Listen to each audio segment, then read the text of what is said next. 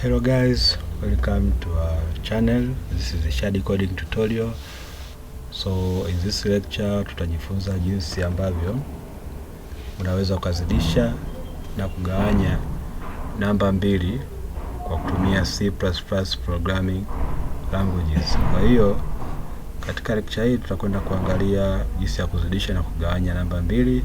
Pia tutakwenda kuona baadhi ya makosa ambayo maprograma wengi wanakutana kwa mara ya kwanza pindi wanapoandika programu zao, ambazo huwafanya wachoke na kuona kama programming ni ngumu sana. Kwa hiyo tutakwenda kujifunza jinsi ya kuweza kuondoa hayo makosa na nini unatakiwa ukifanya ukitokea umekutana na makosa kama hayo. Let's start. Kama ilivyo kawaida, click Control N, initialize library yetu hiyo, include IOSIM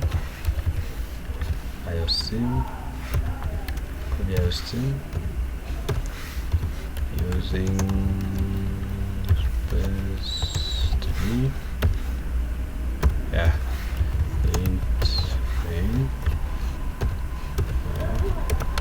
kama ilivyo kawaida, tuta declare variable, tuta declare variables,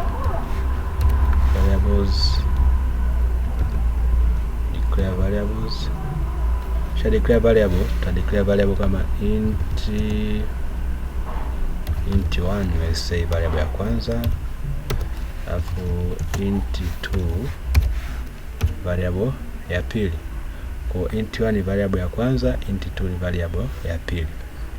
Let's say nataka kuzidisha namba mbili, kwa hiyo nitasema declare variable nyingine, nitasema labda int multi, kwamba hii variable multi itakuwa ina hold majibu ambayo umeyapata baada ya kuzidisha 1 na 2. Kwa hiyo nitasafu kishapata majibu itakwenda kustore katika variable inaitwa multi. Kwa hiyo basi nitakwenda kuzipa value hizo variable mbili ambazo ni 1 na 2. Nitasema labda 1 iwe sawa sawa na 3, alafu 2 iwe sawa sawa na 8. So 1 iwe sawa na 3 na 2 iwe sawa na 8. Nikishafanya hivyo basi nitakwenda kufanya operation, nitakwenda kuzidisha hizo namba mbili. Kwa nitasema mat is equal to 1 ukizidisha na 2. Kwa hiyo statement hii hapa itakwenda kuzidisha namba mbili na jibu lake litabe stored katika variable mat. Baada ya hapo nikishazidisha nitakwenda ku display jibu langu nione je ni kweli. Display values stored, display values stored variable mat. Je, tunataka tuone ni jibu gani ambalo limebe stored katika variable mat. Kwa tutasema cout mat and run, cout mat and run. Kwa baada ya hapo utacompile programu yako kuangalia kama kuna tatizo lolote limetokea. Kwa tutaicompile kuona kama kuna errors au nini. Kwa ukiangalia hapa imeonyesha kuna error. Ukiona mstari mwekundu inaonyesha kwamba hapapo sawa. Kwa hiyo ukija kwa chini hapa unaweza ukasoma hizi error imetokea wapi. Ukiangalia pembeni wamesema line namba 18. Line namba 18 ambayo ndio hii hapa. Hapa kuna pass ambayo imeonyesha, afu nakwambia error end was not declared in this scope.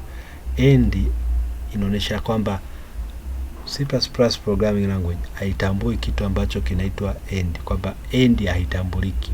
Kwa hiyo nakwenda kuangalia nimekosea wapi. Kwa hiyo ukiangalia hapa unaona tumesahau kuandika error. Kwa hiyo utaiongezea error. Ukishaongezea error sasa tutakwenda kucompile na kuangalia kama kosa lipo au litakuwa limeisha. Kama ukiangalia hapa chini tunaona kosa limeisha. Kwa hiyo inaonyesha kwamba saizi programu yetu haina error yoyote. Kwa hiyo utakwenda kuirun.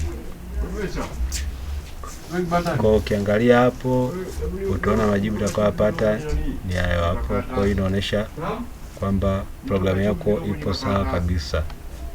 Thanks for watching. This is the end of our lecture. I'm going to see you in the next lecture. Don't forget to subscribe to our YouTube channel, and bye bye.